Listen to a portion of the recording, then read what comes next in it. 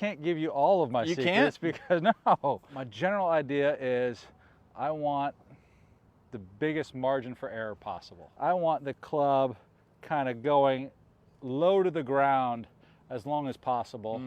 Because let's imagine it like landing an airplane. I want my airplane coming in very shallow. I don't want my airplane coming in this way.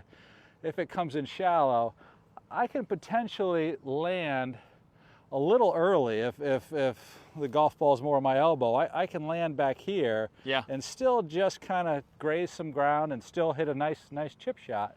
If I land too early this way, I'm in trouble. If I come in too steep and I land it too early, it's a chunk. If I land too late, it's a blade. I'm gonna let the club come a little bit inside, stay kind of close to the ground, come back to the inside, then stay close to the ground.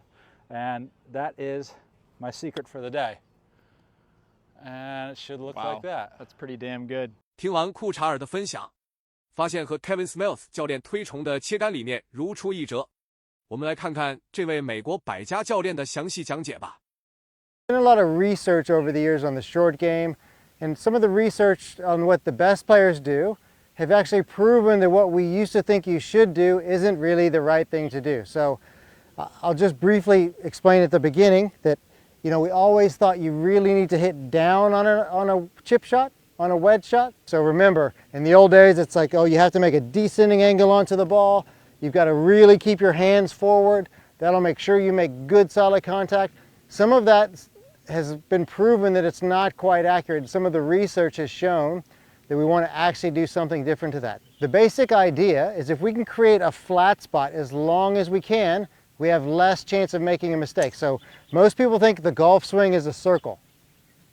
And it looks like a circle, right? Our club goes back on an arc, comes down on an arc, and goes through on this circle. However, if we can make a dent in the bottom of this circle, if we can make the club go back in a circle, down in a circle, and if we can make it flat through this part, and then come up again on the other side, we have a much better chance of hitting solid shots.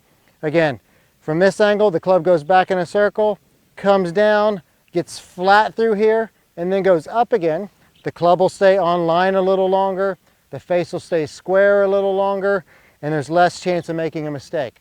Now what happened was, we always thought that our hands really need to stay forward and we need to really hit down. However, watch how small this flat spot is.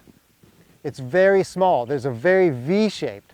What we found out is the best players in the world actually have a bit of a U-shape or a flat spot at the bottom. And if I can do that, you can see that window there that I just hit the ground is a lot wider. There's a lot better chance of hitting a good shot.